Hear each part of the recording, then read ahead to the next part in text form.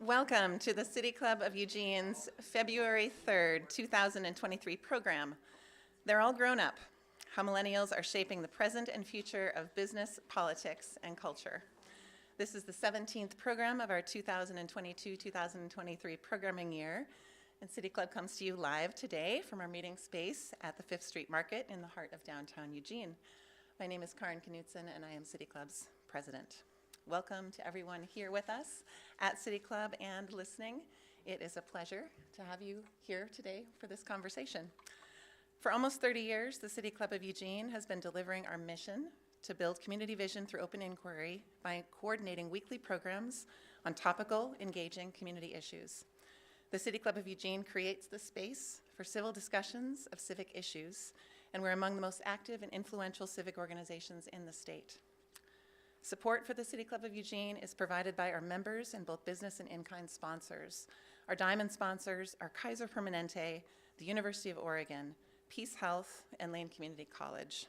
And we appreciate support from the City of Eugene and Lane County. You too can support City Club's mission and our weekly programming by becoming a member at our website, cityclubofueugene.org. We invite you to join us at City Club programs and to hear directly from local, national, and international experts on current local events and issues. And we encourage you to ask questions of our speakers every week. Today is no different. We'll have a City Club Q&A after hearing our speakers' remarks. I want to thank Andrew Kollick for coordinating today's program, and I'm going to invite him up in a moment to introduce our speakers and say a little bit more about this discussion today. But first, a little generational quiz for you all, because we probably have 4 generations here with us in the room. Oftentimes, thinking about generations, specific attributes, ways of relating to the world collectively and as individuals are assigned.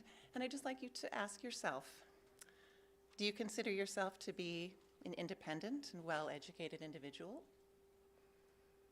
Or perhaps optimistic and slightly risk-averse? Collaborative and impact-oriented, or dedicated and valuing visibility? If your friends were to describe you, would they call you an idealist? Would they say that you're competitive, a global thinker, someone who engages in constant dialogue, is idealistic, or a globalist in your thinking? Those are all descriptions of different generations and of all of you in this room. Interesting to hear at the end which of those belong to which generation. And now I'll introduce Andrew to share more about our speakers and this program today.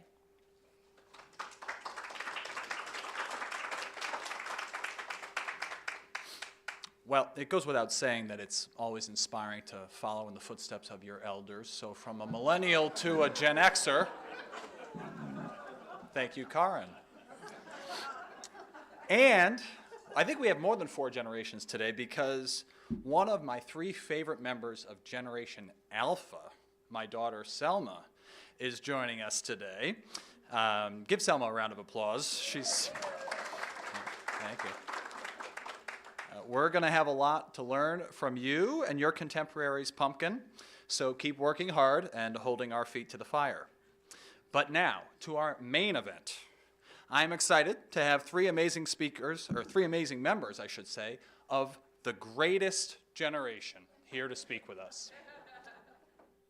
Wait, I'm being informed by our crew that another generation already took that name? Generation that survived the Depression, defeated fascism? Fair enough, fair enough. So we'll stick with how people have come to know our generation. Millennials, a 75 million strong cohort born between 1981 and 1996. Needless to say, as our panel highlights, millennials are a diverse group with many different life experiences. Those of us born in the early to mid-'80s, the so-called geriatric millennials, are the last cohort to have come of age prior to the widespread use of the internet, let alone the iPhone or social media. A lot of boomers know where they were when Apollo 11 touched down. And millennials my age probably remember where they were when that first America Online floppy disk came in the mail. It was one small step for man, one giant leap into the unknown.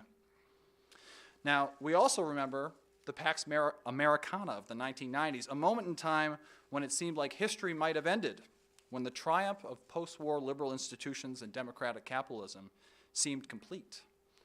We saw the nation united against common foes when acid rain in the ozone hole threatened our environment. Overwhelming bipartisan majorities of Congress passed clean air bills that were both called for and signed into law by a Republican president. And in the wake of September 11th, the president had a 92% approval rating. Can't think of much that would lead to a 92% approval rating today. At the same time, millennials inherited the triumphs of the civil rights movement, the women's rights movement, the environmental movement. We also became intimately familiar with the limits of those movements.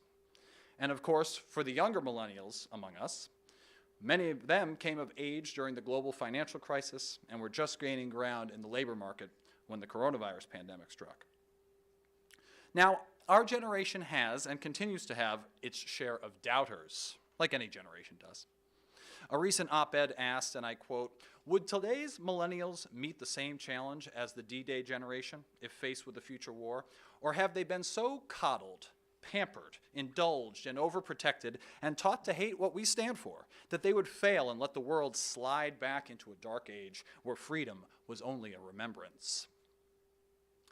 It makes you wonder if the author, or the American people for that matter, know that it was millennials, more than any other generation, that volunteered after the towers fell, fought and died in the wars of Iraq and Afghanistan. And that's why a big goal of today is to get to know millennials better. And we're so lucky to have an amazing group of millennial women teach us a little bit about what it means for them to be a millennial and how the events that shaped our generation have influenced their outlook on Eugene, Corvallis, America, and the world. We're very lucky to have Lindsay Leech, the interim city councilor in Eugene Ward 7, Brie Lewis, the newly elected city councilor in Corvallis Ward 2, and Alyssa Powell, a marketing strategist with Oregon Community Credit Union and an active member of the Young Professionals Group at the Eugene Chamber of Commerce. We will start with Lindsay. Lindsay, welcome to the City Club of Eugene.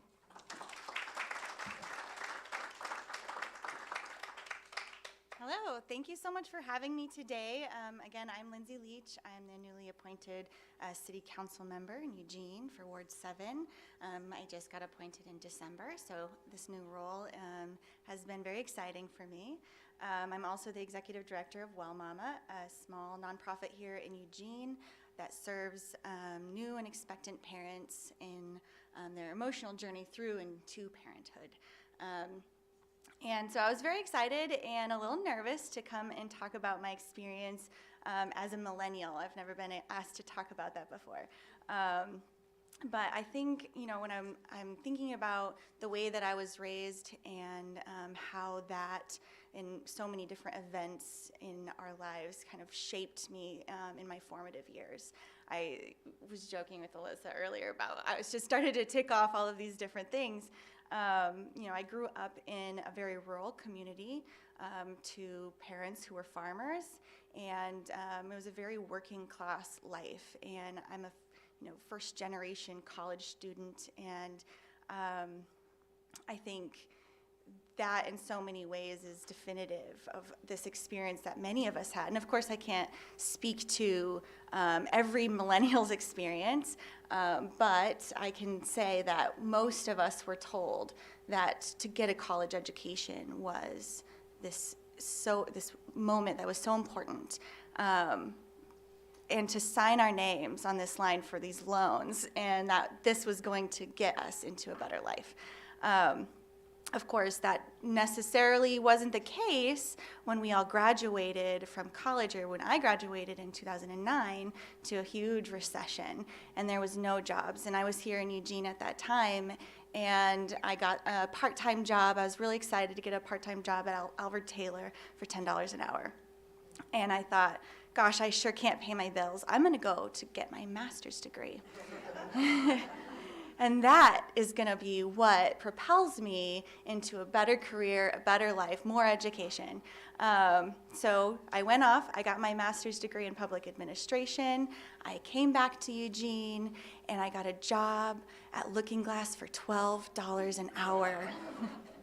And I thought, wow, 2 years, growth in the economy, and here I am.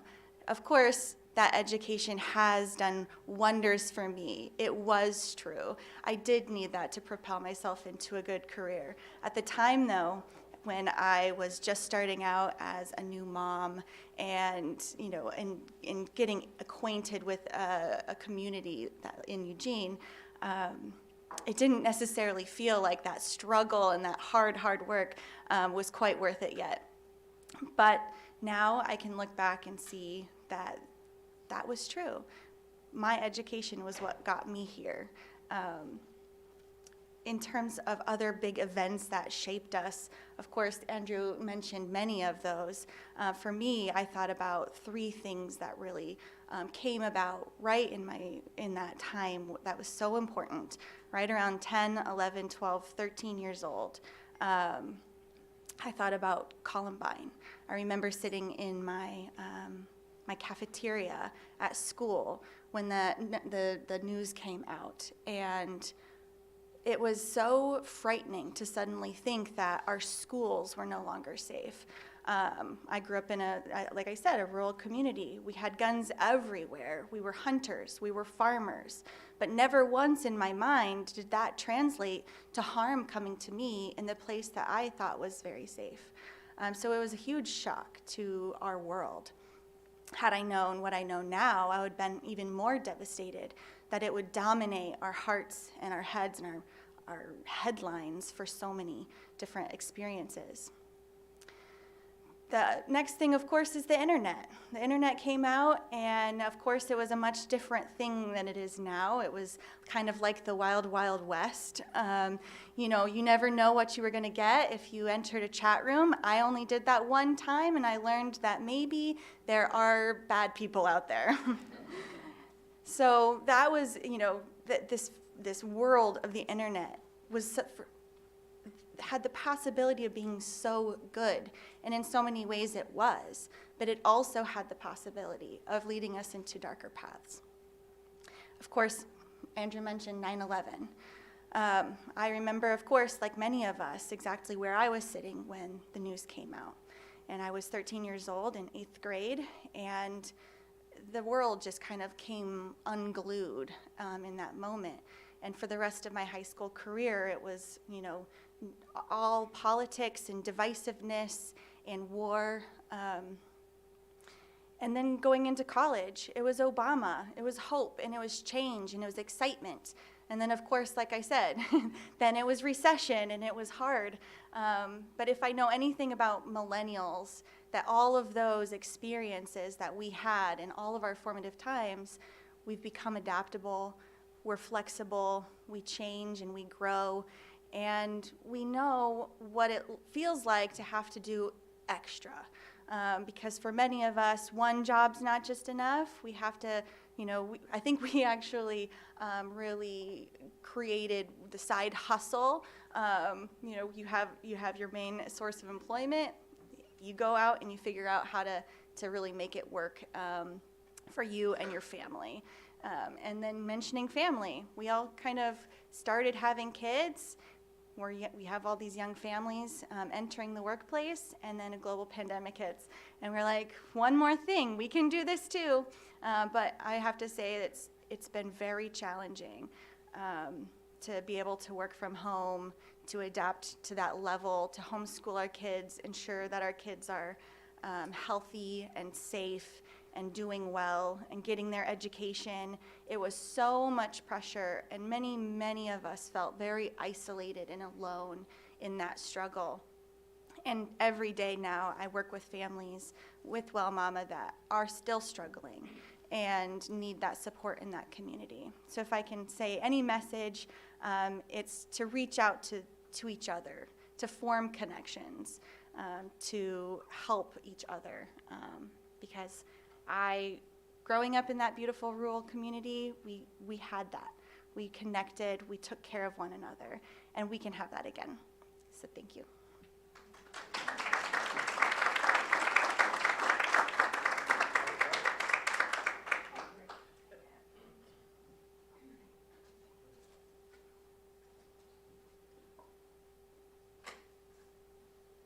Hi everyone, my name's Alyssa Powell, and actually as of this week, I have exciting news. I've been promoted to content manager at OCCU.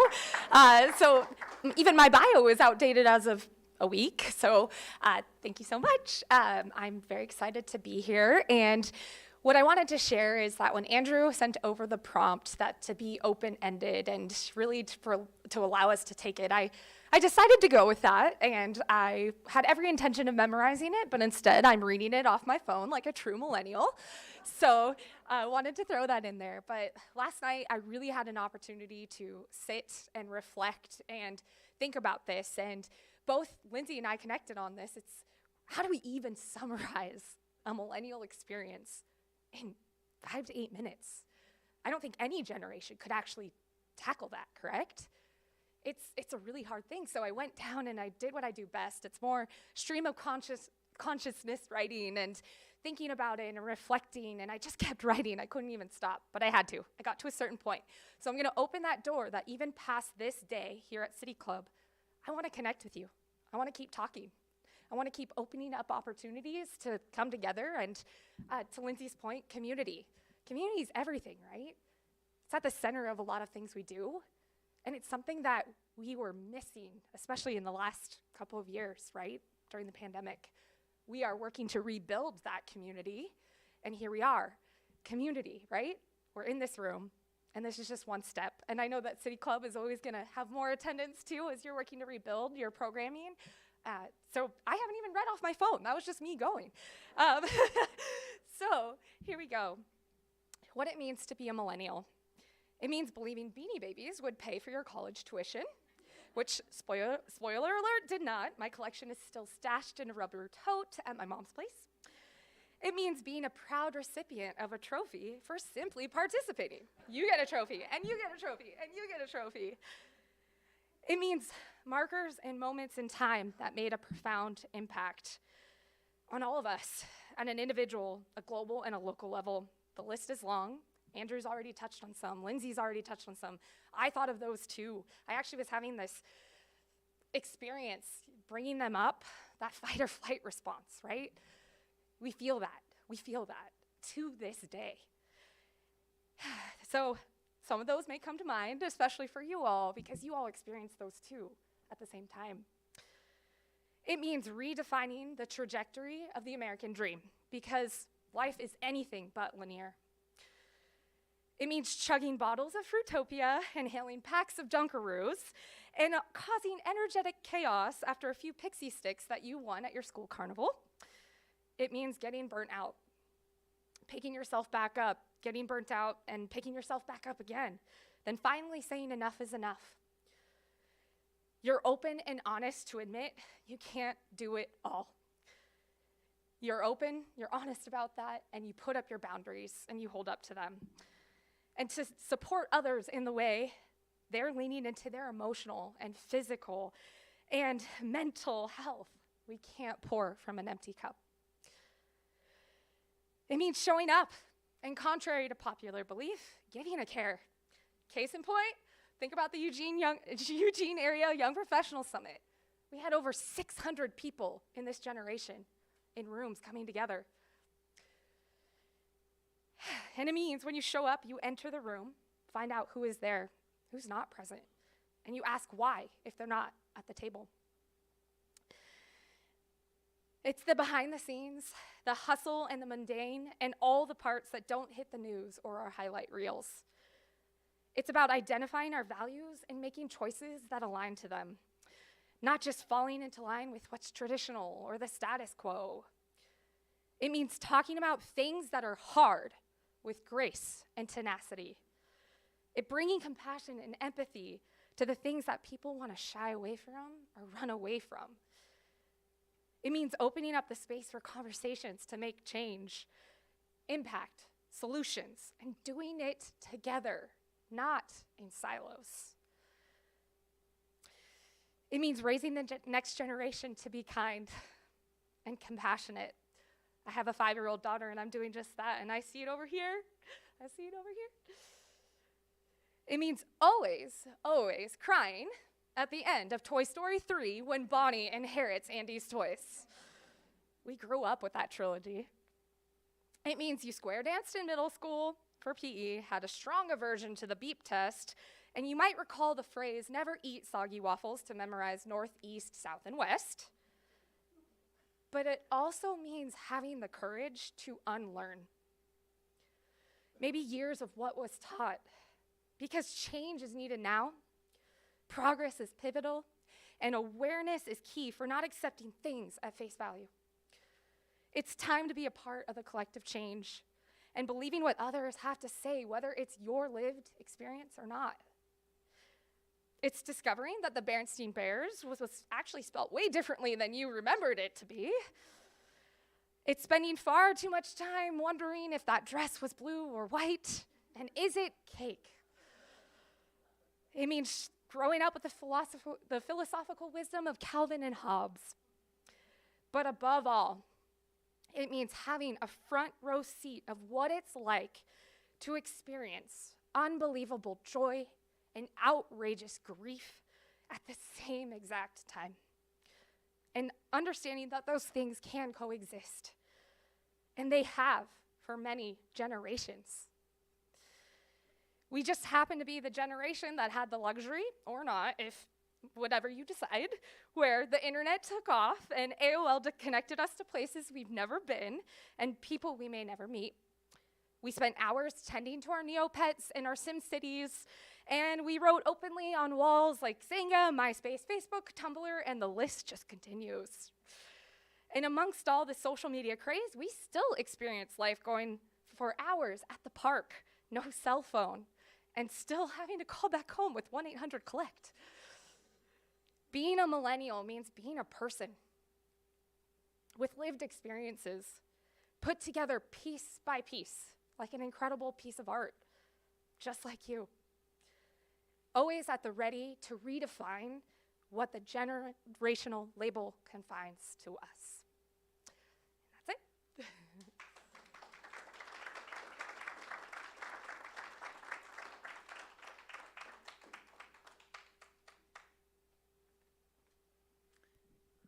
Thank you, Alyssa and Lindsay.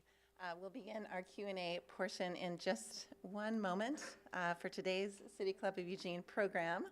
They are all grown up. How millennials are shaping the present and future of business, politics, and culture. And we'll do that in just a minute. But first, a thank you to today's Sapphire sponsor, AARP Oregon. AARP is dedicated to empowering people aged 50 plus and keeping Oregonians informed, engaged, and active. You can learn more at states.aarp.org/Oregon.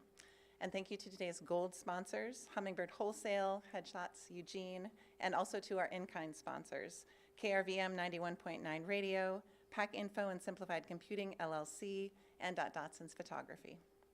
Also, a special thank you to our award-winning public radio station, KLCC FM 89.7, for airing City Club programs on Mondays at 7 p.m. For those listening at home right now, your household is one of the many thousands participating in this conversation, and we would love to hear from you, and we love that you are here. You can find all recent City Club programs archived on KLCC's website, as well as the City Club of Eugene YouTube channel, and as podcasts. So now we'll take just a brief break and be back with our speakers for Q&A.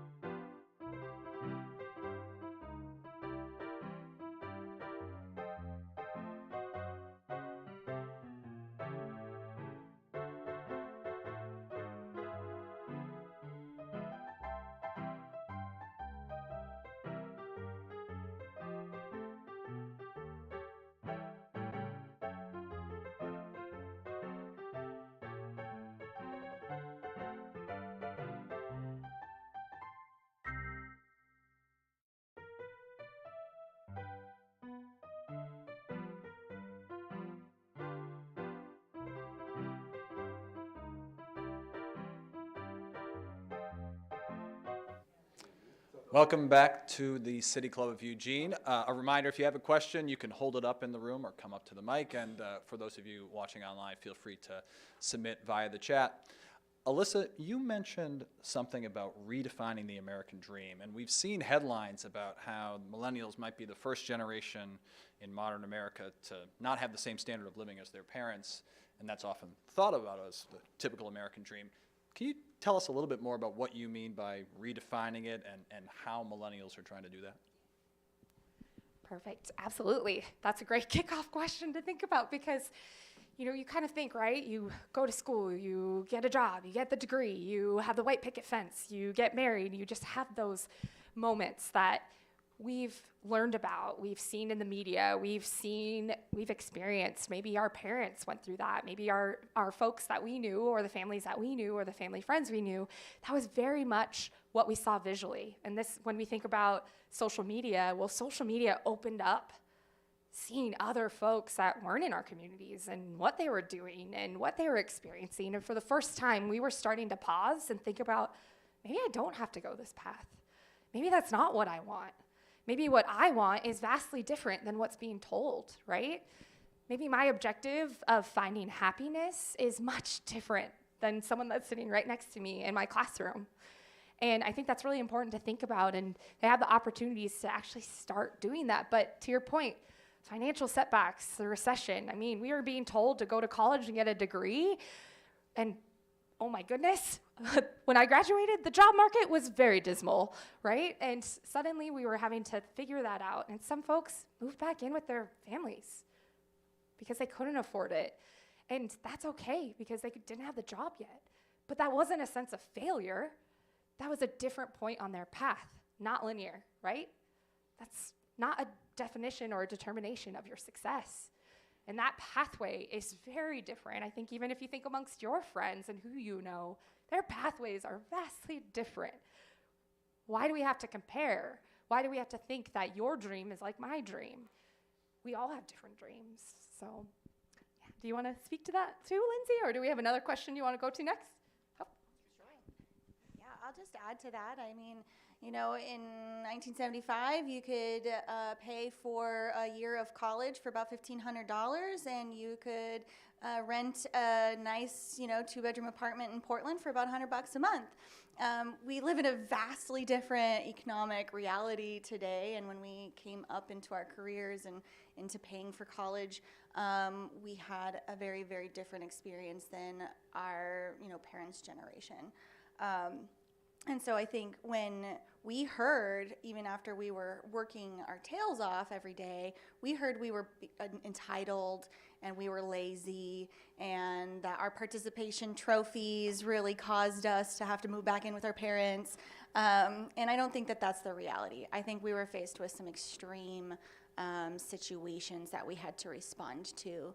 And I think in general we did that very well. And yeah, we had to redefine what does the American dream really look like for us.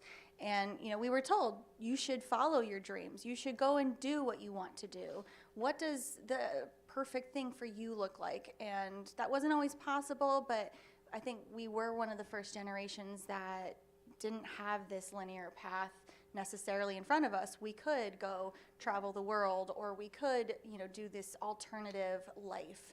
And I think that's really exciting.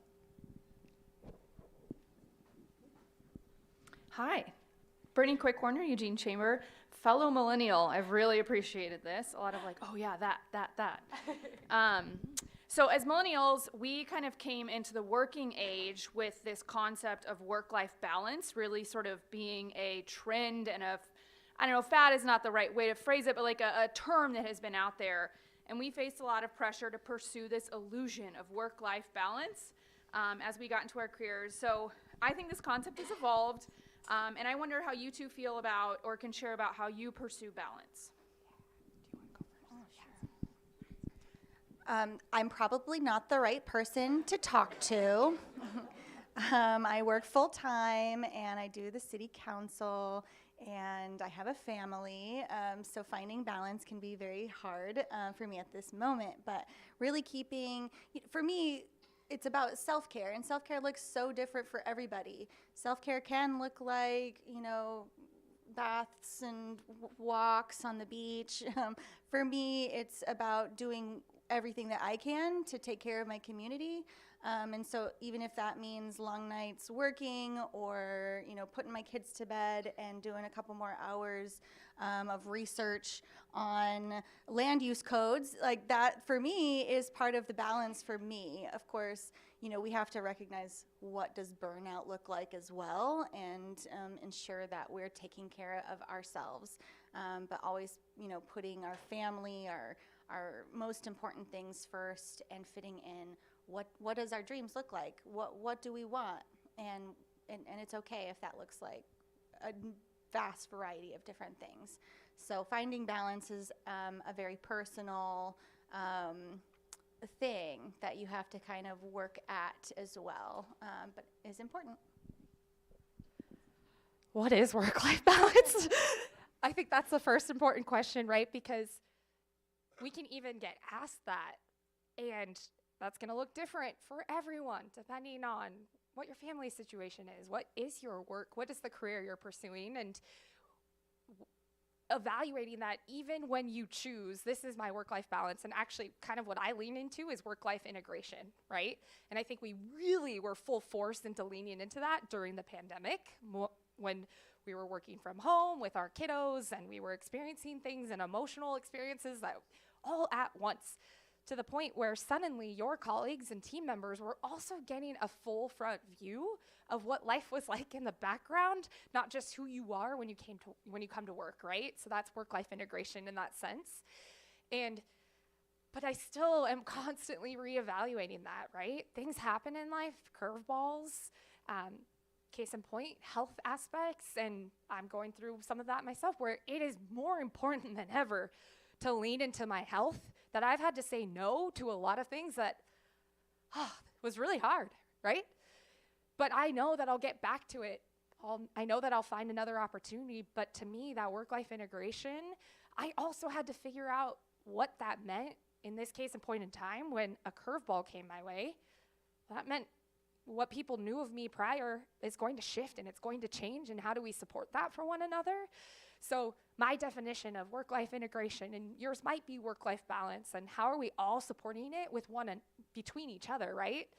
We all need different things. We all need different experiences, and I think that's the diversity of those experiences are really important. That, hey, handing over a guide that says this is how to do work-life balance is not going to be the guide or roadmap for every single person. And you're going to try, you're going to tinker, you're going to fine-tune, and it's going to continue to evolve. I think, adaptability and flexibility are the two things that Lindsay and I keep talking about, because it truly is, and not just for our generation, but for many generations. I just wanted to add one more thing in that I think we came into the workplace, and in some ways we kind of threw a wrench into this idea that your job starts at 9 and ends at 5.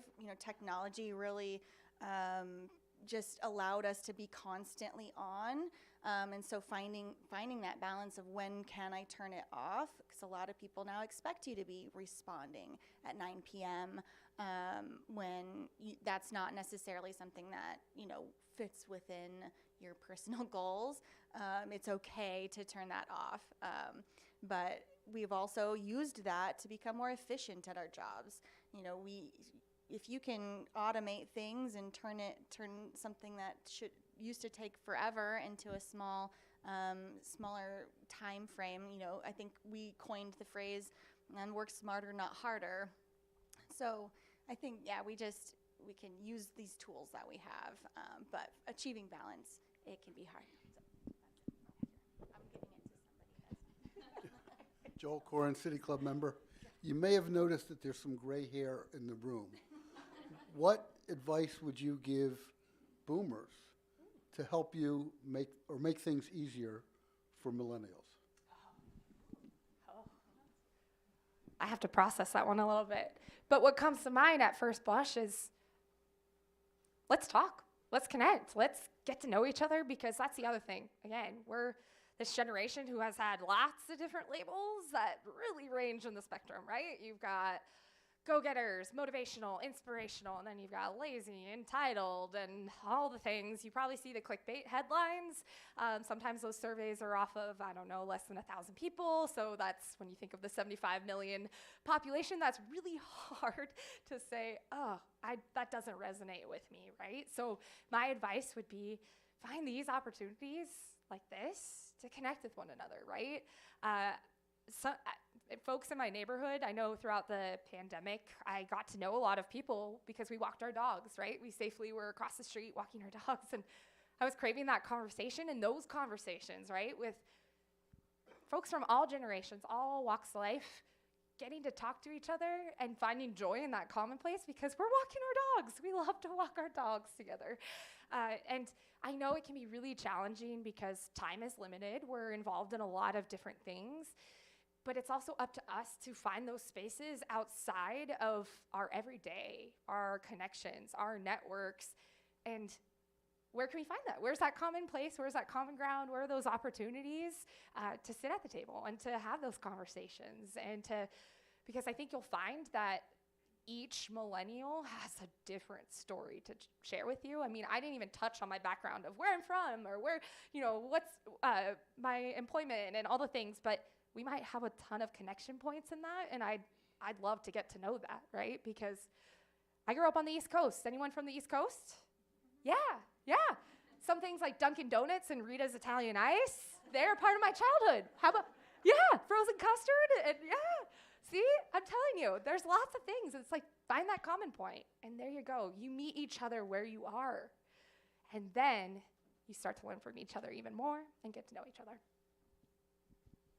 I concur. You're never gonna go wrong with getting to know someone on a deeper level. I think the one piece that I could say is just don't assume that if we're doing something differently than maybe you would do it, that it's the wrong way. We have a very kind of different style sometimes of how we work and how we go about doing things. But that doesn't make it any more wrong or right than other ways. So, yeah. I'm Marty Ravitz, City Club member, and thank you both for these wonderful presentations. I was really struck, I'm an educator, and I was really struck by something you said, Alyssa, about unlearning lessons. And I hadn't really thought about that before. So if you were to think about lessons you would like the older generation to unlearn, what would it be? You're really putting me on the spot with to unlearn.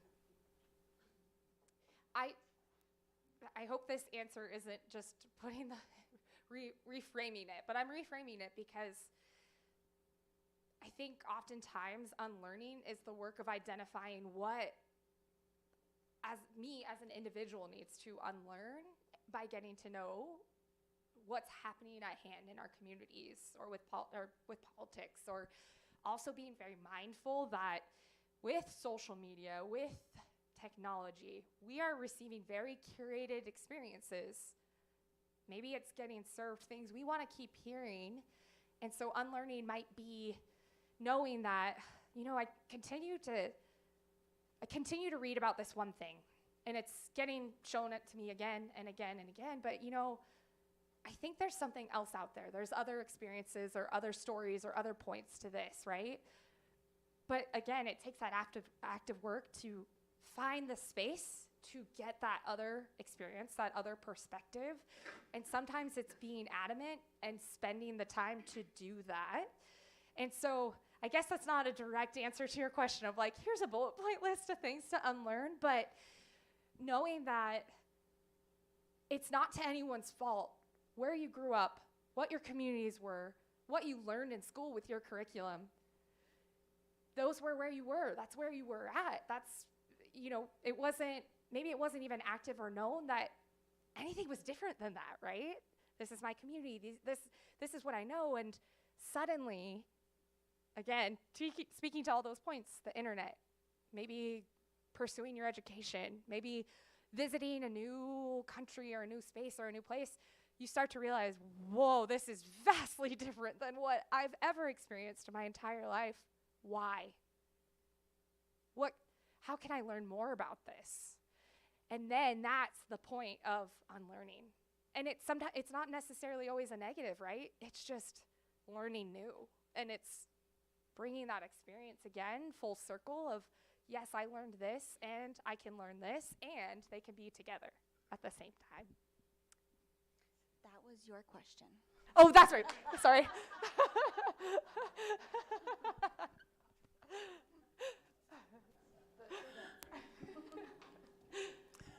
Karen Knutson, City Club member, and asking a question from our live stream. But before I do that, I will also say that there is an excellent City Club program on implicit bias that you can find in our archives and speaks directly to some of what Alyssa was just referencing.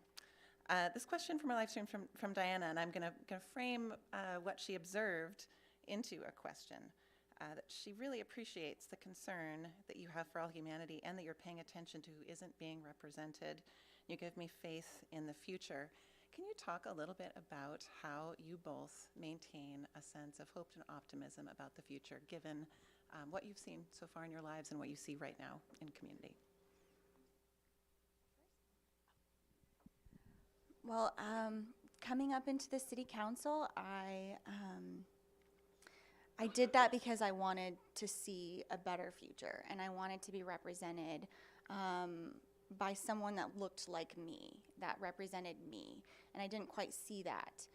So really making that choice of, okay, I don't see anyone else doing this work that I need done, and so I'm going to do that work. It was a hard choice to make, and one that I'm really glad that I did.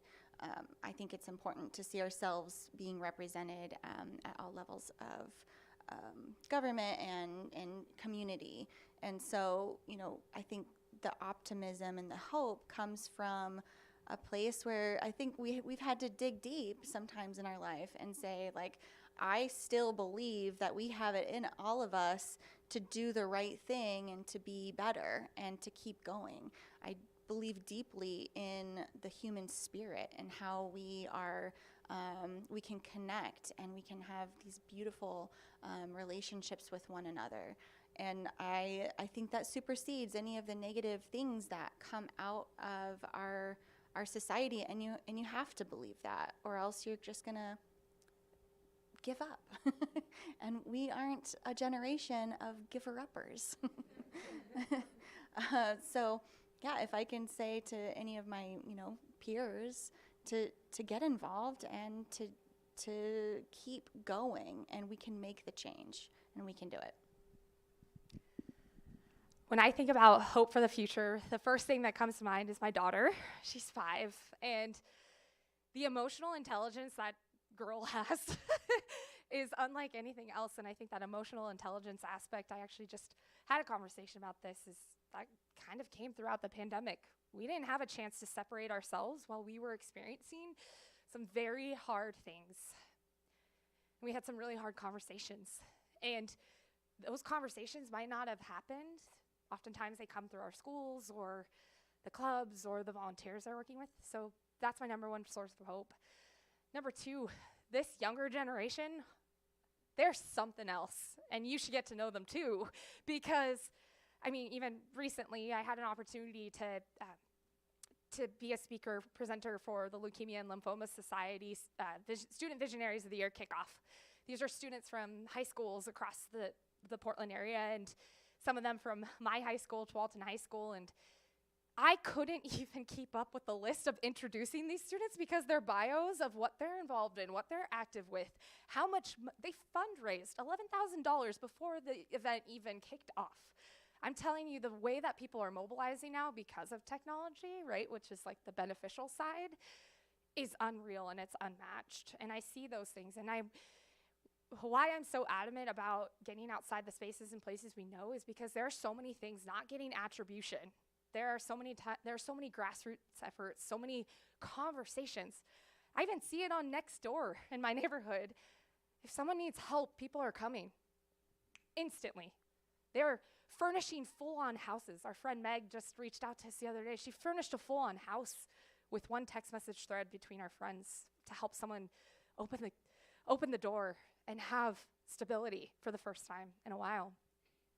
And these are things that we also saw throughout the pandemic. I think one of the examples I think about is someone needed a better way to open a pill bottle with folks that had Parkinson's. Someone released the patent, and the next day someone used a machine to create that pill bottle, and that was instantaneously, right? That's suddenly when we finally take the time to just realize that maybe it's getting the red tape down and there is no choice but to show up and help each other, the solutions that come from that. Throughout the wildfires, our community showing up in ways to donate, to have money, the nonprofit organizations that were partnering with each other, regardless of what their actual services were that they offer, they knew to lean on one another. And I didn't even touch on that in my intro, because those defining moments of community showing up together, that's always been a thing, that will always continue to be a thing, and that gives me hope, is that even when all the hard stuff, the negativity, the big things that are happening here, you get down into below the surface of that, and there's a lot of good happening, but we have to discover it for one another.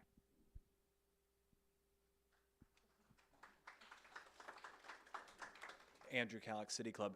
Marty asked the question about unlearning, as if what should our elders unlearn? I want to ask what we should unlearn. You mentioned your daughter. I think all three of us are parents of Generation Alpha that I mentioned before, but Generation Z is coming into the workforce now, and they have different experiences, assumptions, ideas, and I'd be interested in learning what you've learned from them and what you've unlearned thanks to them. Thanks. Yeah, we were actually having a conversation earlier about, I'm from Nebraska, from the East Coast, and our experience of childhood is really just kind of shoving your emotions down and not talking about them, and how we are kind of raising our children differently, even though it feels uncomfortable.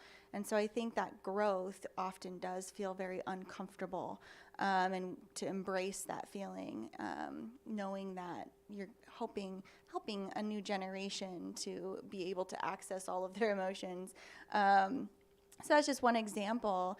I love Gen Z. Gen Z is amazing. They are so passionate, and they are so vulnerable, and they are taking this kind of just openness. I have a 13-year-old stepdaughter, and I'm just amazed every day at what her and her friends are just open about, and how they are able to express themselves, and it brings a lot of hope for this new generation, and we have to learn from one another. We're not going to get through if we aren't learning from our elders. We're not learning from our young folks. So every day I take a moment to look at her, either in complete exasperation or in this learning moment of wow, this is amazing. So yeah, Melissa. The first thing that comes to mind to unlearn is language. And in the sense of there are so many different communication aspects and etiquette that are vastly different, not in this is the set and fast rules, but I think our generation had this opportunity to start opening and peeling back the curtain of what's happening behind the scenes. Gen Z is a generation that has been fully online and they have had this opportunity that sometimes no topic's off limits, right? They're comfortable to talk about it, and they're ready to talk about it now.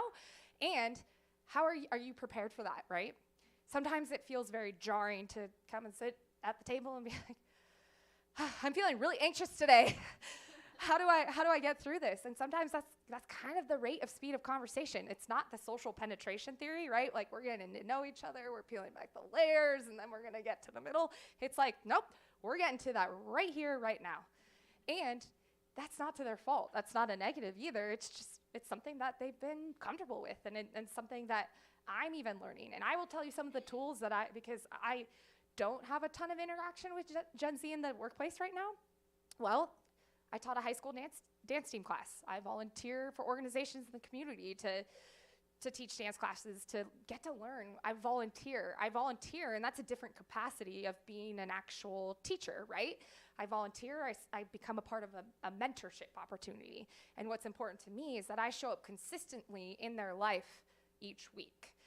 And I think there's also, I watch Netflix shows that are dedicated for Gen Z, more so that of the target audience, and you will be surprised what you learn within those things. And it's important to extract that. It's not just about whenever folks say, well, you're mindlessly watching Netflix at night. Sometimes it's, I'm researching, I'm trying to learn more, and I'm trying to get those tools and those conversation points to, again, meet people where they are. And a lot of it comes down to communication, and the rules of etiquette of communication are vastly different. It's kind of as if there are no rules anymore. We have all different generations coming to the table with all different starting points. So how are you going to meet each other together?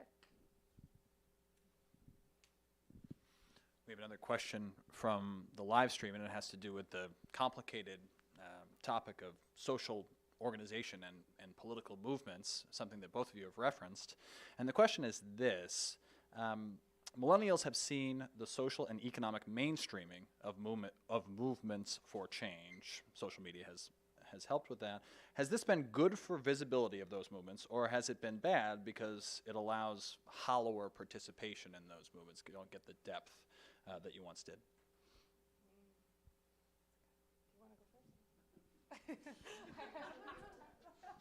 That is an amazing question, and I'm stalling right now. No, I think, social media absolutely has changed our political landscape, where you can say, I liked this post, so I did something to advance this political movement, and that's, not necessarily the case. But I think in more ways than that, it's gotten more people to be involved in general. The amount of information sharing that we can achieve so quickly at the push of a button, which is both amazing and very dangerous, because misinformation, of course, is out there too. And so I think the biggest takeaway is not whether it's more about being just critical thinkers and being able to filter through information and know where it's coming from and who is producing that information.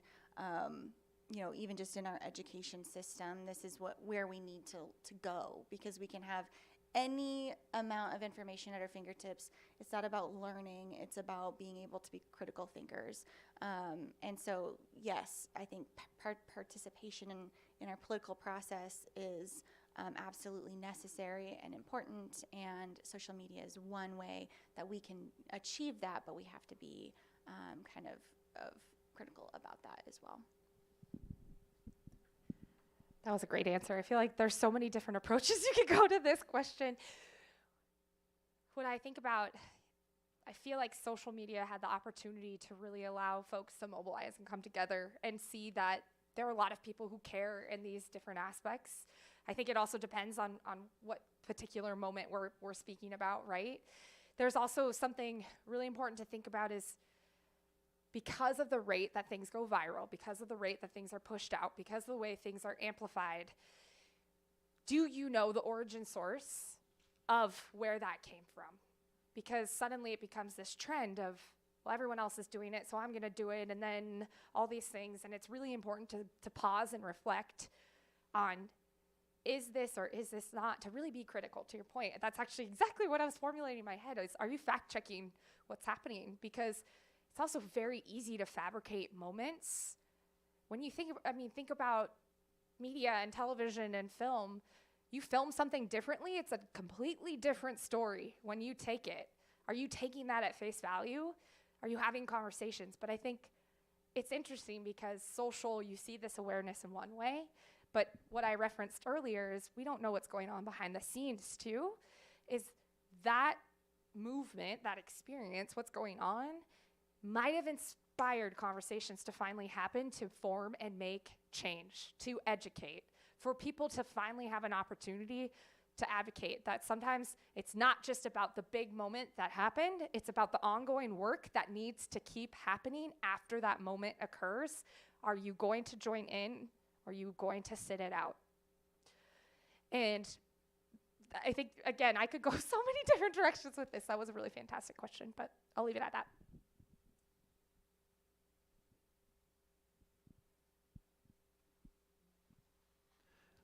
We started the session today with the sort of tongue-in-cheek title, "They're all grown up," right? Because millennials, we were at one point not grown up, and now we are. But it's not generally millennials that are thought to be the generation that sort of clings to youth. That's often a label applied to boomers. And so my question for you both as millennial leaders is, when you're out there leading in all the ways that you do you feel that now is your time? Is it indeed the millennials' moment to lead the community politically, culturally, economically? And what does that leadership look like over the next 10 years and beyond? Yes and no. Yes, it's our moment, but so many of us are in the trenches right now in having young kids and, really still working up into careers. So we're putting in that hard work, and soon it will be our time to really come out and be ready. But I want to encourage everyone, not just millennials, but everyone to be able to step up and say, I can be a leader in my field, or whatever it is that I'm passionate about. Because we don't have to be a certain age to be a leader. We can step up and teach and learn and grow from each other. So, sometimes we don't feel ready. I certainly didn't necessarily feel ready to be city councilor, but we seize the moment and we grow into these positions. And I want to encourage especially women who tend not to feel qualified to step into roles, to leadership roles, that you're probably not going to feel ready, but you will be able to rise.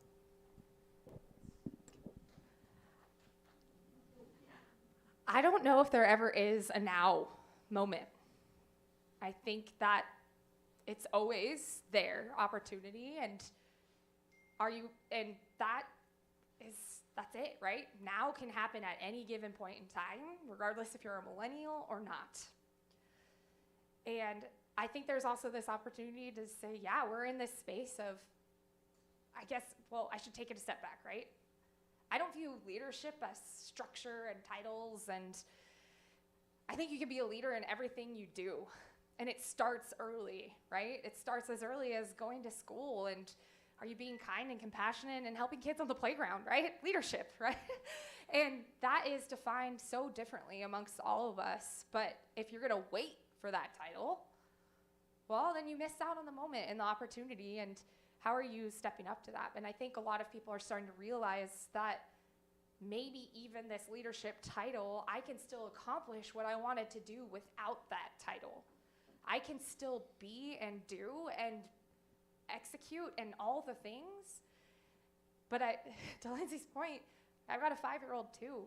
And leadership to me is when I have to opt out, because I don't want to show up for something and not give to my full capacity for the people that I'm helping. And that to me is leadership. And I think we're also having those conversations honestly because we are still working from what just happened through the pandemic, the lost years, whatever it may be, right? We've realized that we've got a lot different experience and energy than we possibly did before. How do we build that back up? And do we want to build that back up? And what does that mean and look like? And again, it's a different experience for everyone. So to your question, now, yeah, but it's always a now moment. Thank you, Lindsay and Alyssa, for those thoughts and for foreshadowing some future City Club programs that we'll be telling you all about coming soon. We will also look forward to having Councilwoman Brie Lewis from Corvallis with us at a future City Club to share news from her work in that community and everything else that Millennials are up to. This has been our February 3rd, 2023 conversation at the City Club of Eugene. They're all grown up, how Millennials are shaping the present and future of business, politics, and culture. Before we thank our speakers one last time, I would like to recognize City Club's Diamond sponsors. Kaiser Permanente exists to provide high-quality, affordable healthcare services and to improve the health of our members and the communities we serve. More information is available at www.kp.org. The University of Oregon has helped Oregonians to question critically, think logically, reason effectively, communicate clearly, act creatively, and live ethically since 1876. And you can find more information at uoregon.edu. Peace Health has been proud to serve Eugene, Lane County, and beyond as your hometown healthcare partner for more than 80 years. The Peace Health mission is to keep you and your family healthy, and you can learn more at peacehealth.org. And Lane Community College transforms lives through learning. LCC provides comprehensive, accessible, high-quality educational opportunities that promote student success, and you can find more information at lanecc.edu. Thank you also to the City of Eugene and to Lane County for their support. Next week, on February 10th, the City Club of Eugene will welcome the 3 school superintendents from our districts in the metro area for a program called How the Pandemic Made Schools Even Better. Andy Day from 4J, Todd Hamilton from Springfield Public Schools, and Craig Sproles from Bethel School District will join us to talk about the impacts of the COVID-19 pandemic on local education, but especially to share what we all learned from that experience and how it is informing education, programs, and educational planning going forward. Great program with 3 local leaders. There will be no City Club program on Friday, February 17th at the start of President's Day weekend, but City Club will return in earnest on Friday, February 24th, as we welcome newly elected Congressional Representative Val Hoyle to downtown Eugene. This past week, Representative Hoyle received her committee assignments in the 118th United States Congress. She'll serve on the House Committee on Natural Resources and the House Committee on Transportation and Infrastructure. Representing Oregon's Congressional District 4 includes serving more than 700,000 people who live in the southern half of Western Oregon, including Lane, Coos, Curry, Douglas, and Benton counties, as well as most of Lynn and Josephine counties. We are delighted to welcome Representative Hoyle to the City Club of Eugene and look forward to hearing her impressions of DC as well as a robust Q&A, so please plan to join us for that discussion.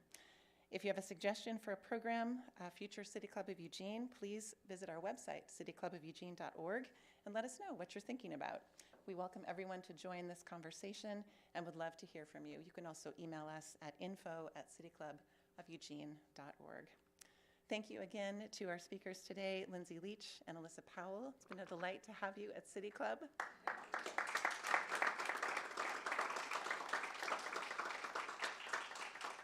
And thank you all for joining us. Take care, and we look forward to seeing you soon.